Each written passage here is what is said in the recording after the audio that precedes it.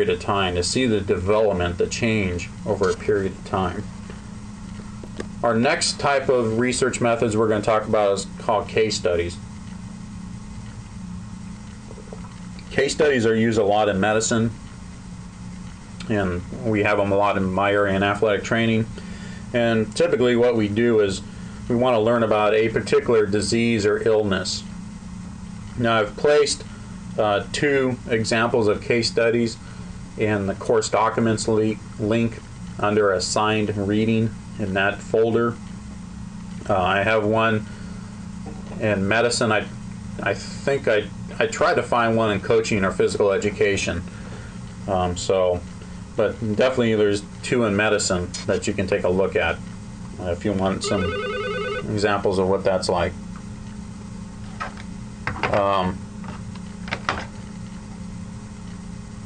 And typically with case studies we have one subject in or a really small group of subjects, maybe 2 or 3. We try to have a small number of subjects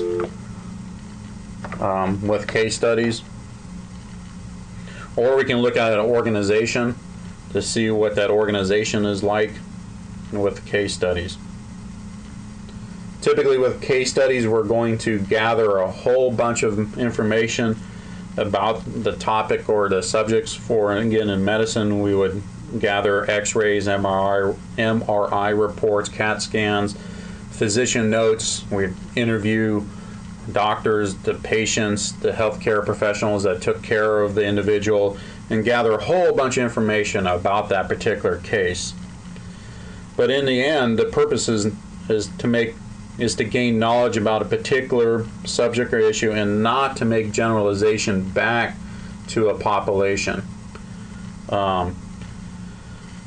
We are just trying to learn about, for example, in our area in athletic training, in the study I think is like spinal cord injuries, and so we learn a little bit more about how to take care of spinal cord injuries, just to get a little bit more information. Case studies are difficult methods because they're hard to describe, and there's not really a set method for this, and so it can be kind of a challenging method to do. I think this is another type or method that may not be a best method for graduate students because it just takes a lot of time. Now there are these 3 main types of case studies: descriptive, interpretive, and evaluative. Evaluative. I can't say it. Sorry.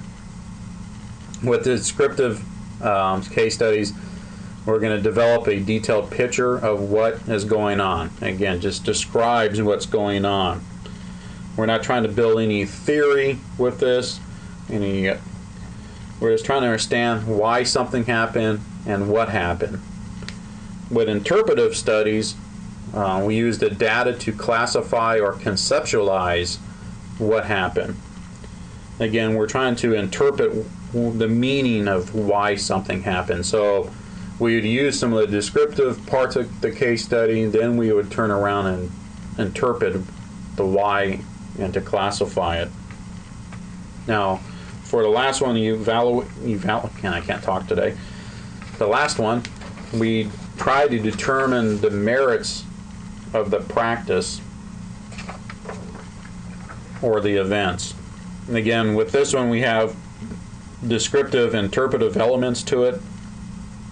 But how effective was the practice? If we're talking about medicine, how effective was the treatment of care for those individuals? And try to maybe even try to solve the issue with that. Now with our case studies, how do we go about selecting our participants? It really depends on the study and the issues to be examined. Again, we're not randomly selecting this. I'll give you an example. There's a couple years ago in the athletic training room, we had some pretty odd injuries going on.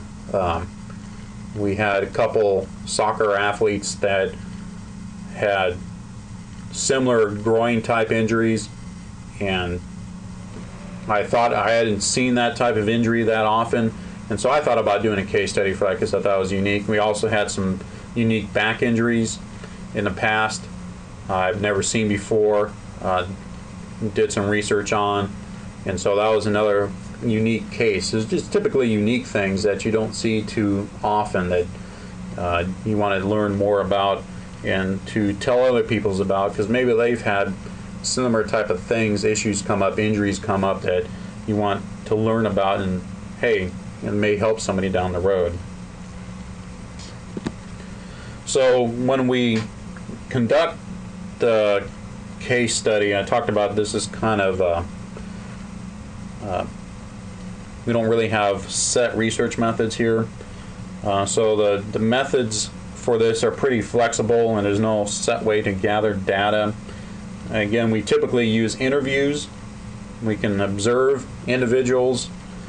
We can gather a bunch of documents. Obviously, we're going to use the literature, because if you look at case studies and how they're designed, we will have at the beginning of the research article, we'll have background information, what has been set up to this point in time about a particular type of issue, let's say spinal cord injuries, give us big background as we can about spinal cord injuries, and then we try to personalize, we provide the case study itself, the history of the individual, what happened, the doctor's visits, what was found, what was done, the treatments, and all those type of things.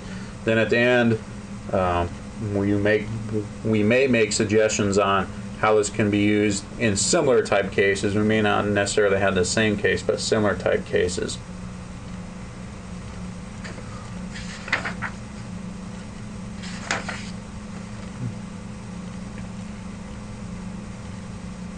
And in our textbook, on page 292 and about the center of there, are in gathering and analyzing data. I thought they do a good job, so I'm going to go ahead and read that. It starts with, according to Yin in 2003, analysis of case study data is one of the least developed and most difficult aspects of conducting case studies. Yin maintains that too often the researcher begins a case study without the slightest notion as how the data are to be analyzed. Analysis of data in a case study is a formidable task because of the nature of the data and the massive amount of information to analyze. According to Merriam, 1988, analysis continues and intensifies after the data has been collected. The data must be sorted, categorized, and interpreted.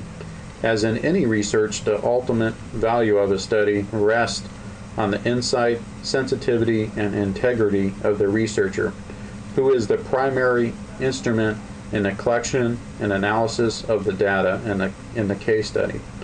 This is both a strength and a weakness.